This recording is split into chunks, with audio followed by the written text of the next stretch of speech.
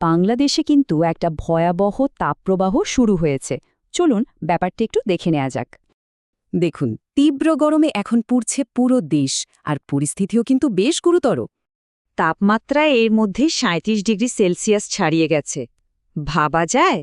ঢাকা তো বটেই, বিভিন্ন জেলাতেই মানুষ গরমে রীতিমতো হাঁসফাঁস করছে। বাইরে গরমটা কিন্তু আরও বেশি লাগছে, প্রায় ৪০ ডিগ্রির কাছাকাছি।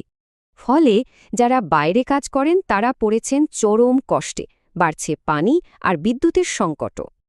আর পূর্বাভাস বলছে এই তাপপ্রবাহ কিন্তু আরও কয়েকদিন ধরে চলতে পারে। আসল কথা হলো, বৃষ্টি না হলে কিন্তু অবস্থা আরও খারাপের দিকেই যাবে। তো এই অবস্থায় কিভাবে নিরাপদ থাকা যায় বলুন তো?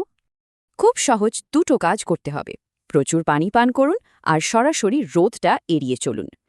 এই পরিস্থিতির সবশেষ খবরের জন্য অবশ্যই আমাদের ফলো করুন।